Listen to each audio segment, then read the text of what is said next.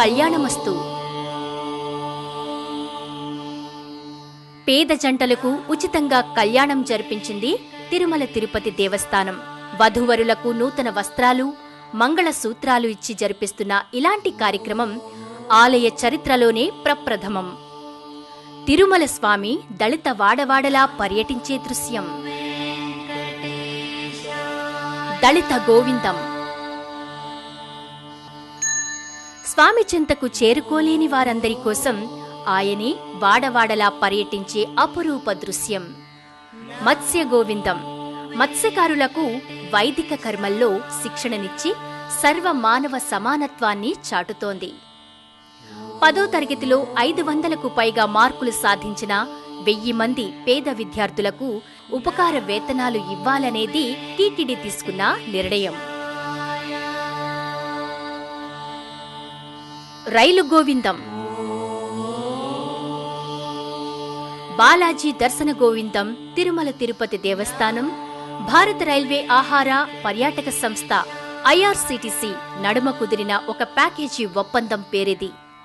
ఈ పథకంలో భాగంగా వచ్చే భక్తులకు ప్రత్యేక ఏర్పాట్లు చేసింది తిరుమల తిరుపతి దేవస్థానం.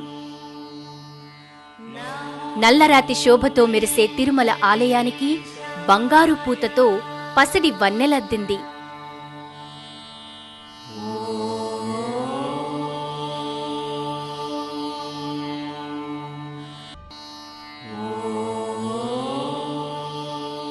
శ్రీవారి బ్రహ్మోత్సవాలను దేశవ్యాప్తంగా ఉన్న అశేష భక్తులకు నేత్రపర్వం కలిగించేలా 1995లో దూరదర్శన్ ద్వారా ప్రత్యక్ష ప్రసారం చేశారు.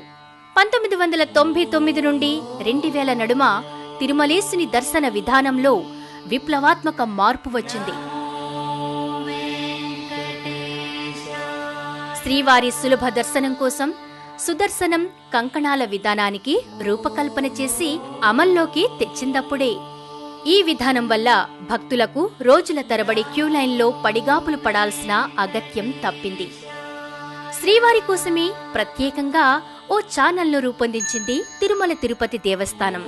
అదే శ్రీ వెంకటేశ్వర భక్తి ఛానల్ SVBC. ఈ ఛానల్ ద్వారా 2008 జూన్ నుంచే ప్రసారాలు ప్రారంభమై భక్తులను ఆధ్యాత్మిక సాగరంలో ఓలలాడిస్తున్నాయి.